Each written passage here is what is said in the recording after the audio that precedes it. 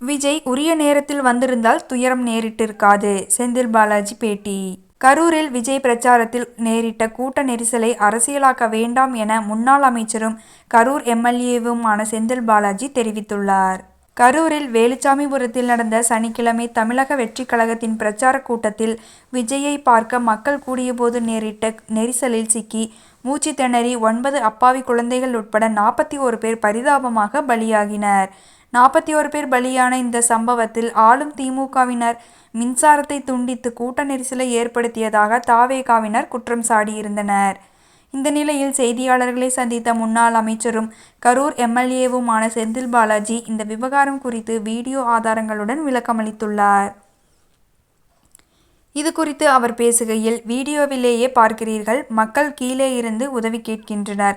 அதன் பின்னர் தான் விஜய்யே தண்ணீர் பாட்டில்களை தூக்கி போடுகிறார். இந்த வீடியோவை நாங்கள் எடுக்கவில்லை, நீங்கள் தான் வெளியிட்டுள்ளீர்கள். பொதுவாக அரசியல் கூட்டம் நடைபெறும் தலைவர்கள் சீட்டின் முன்பகுதியில் இருப்பார்கள் அல்லது வாகனத்தின் மேல் பகுதியில் இருப்பார்கள். ஆனால் இந்த வீடியோவில் பார்க்கிறீர்கள், த.வே.க. தலைவர் விஜய் வாகனத்தின் உள்ளேதான் இருந்தார். வாகனம் கடந்து செல்வதற்கு 500 மீட்டர் செல்லவே 1 மணி நேரம் ஆகியுள்ளது. வாகனத்தின் திரை மூடப்பட்டுவிட்டது. விளக்குகள் அணைக்கப்பட்டுள்ளது. அதிக அளவில் கூட்ட நெரிசல் இருந்தும் குறிப்பிட்ட இடத்தில் இருந்துதான் பேசுவேன் என த.வே.க.வினர் இருந்துள்ளனர்.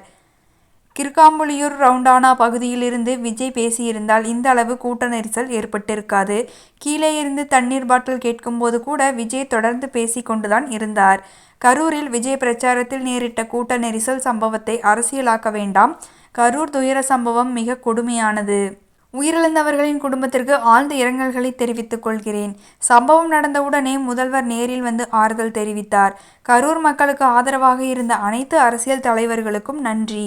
கடந்த 3 நாட்களாக பாதிக்கப்பட்ட மக்களுக்கு ஆறுதல் தெரிவித்து வருகிறோம். பாதிக்கப்பட்டவர்களுக்கு அனைத்து உதவிகளையும் செய்துள்ளோம். அனைத்து கட்சியினரும் வேறுபாடு இன்றி உதவி செய்தனர். லைட் ஹவுஸ் கார்னர் பகுதியில் 7000 பேர் மட்டுமே நிற்க முடியும். அதேபோல் உழவர் சந்தை பகுதியில் 5000 பேர் வரை மட்டுமே நிற்க முடியும். தனியார் இடத்தை கேட்டு பெற்று தி.மு.க. முப்பெரும் விழா நடத்தினோம். தி.மு.க. முப்பெரும் விழாவில் கட்சி அனைத்து ஏற்பாடுகளையும் செய்திருந்தது என தெரிவித்தார்.